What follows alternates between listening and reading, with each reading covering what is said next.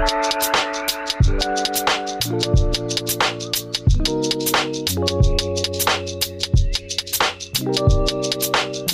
the thing about the internet, you find people that think alike, so if whoever's going to watch this and likes it is because they already think like that. So, I mean, we're not going to get to people that think something completely differently.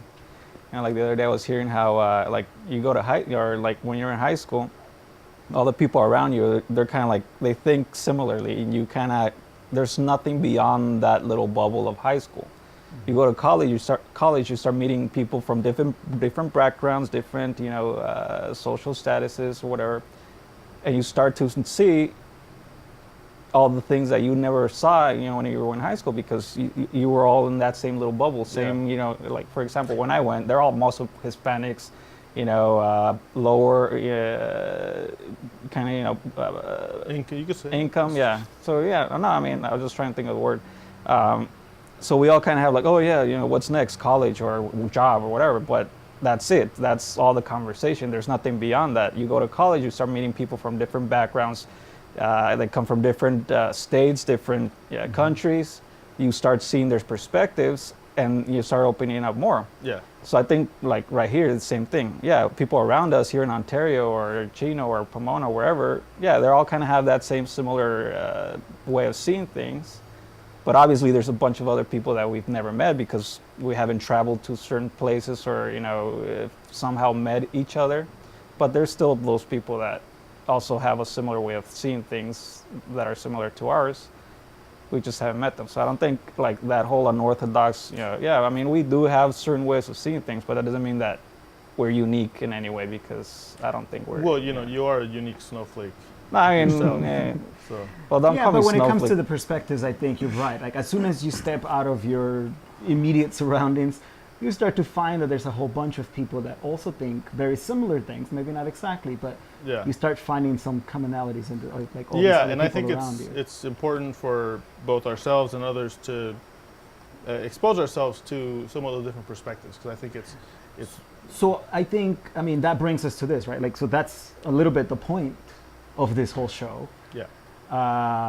And I think it'll do that. Like, one of the things that I remember talking to Jehu about a while back, before his YouTube channel kind of took off a little bit, he had a hard time finding other people that he can relate to, that he could share these ideas, because, like, look at the stuff that he's into, right? Yeah. Like, he's into batteries, and not a lot of people are into batteries, for example, right? Like that alone. Yeah. And just like that, there's a bunch of other of his interests that he's like, I don't have too many people around. He doesn't have too many people around him, and he used to express that a lot. And then he started this YouTube channel where he started talking about all these things, and he just kind of started putting it out there. And all of a sudden, he finds himself in the middle of a community of people that are like hardcore into batteries. Yeah. Which, a couple years back, we wouldn't have imagined that even existed. Like, what? There's all these people that are into this thing. And before that, it was filmmaking and trying to make film look a specific way. And then that was our whole journey. And it was like, we didn't know there was that many people trying to make video give it this like film look, which is what we were trying to do by designing these tools.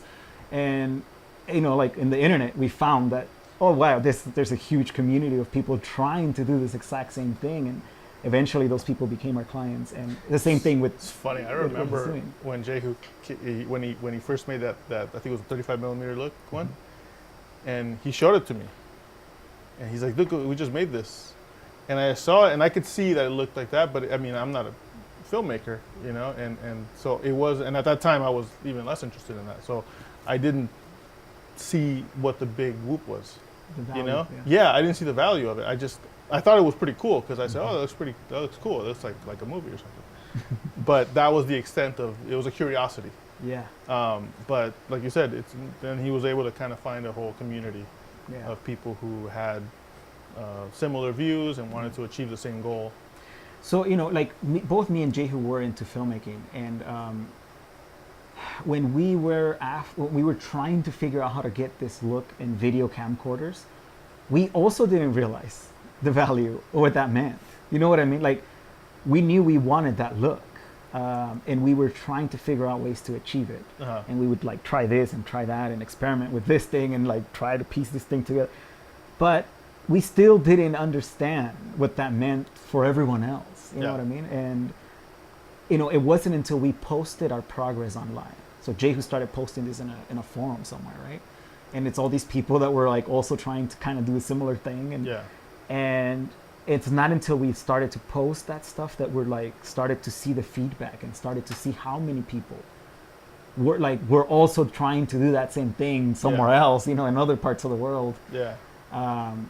And how close they were coming to kind of figuring it out. And eventually it was like some of those people did the same thing that we did and made a company and like started making these tools to sell them. And then, you know, it turned into this whole revolution. And eventually, you know, DSLRs came out with video functionalities, and it kind of killed that business. But like, you know, that was the beginning of that whole thing. And it was this industry revolution.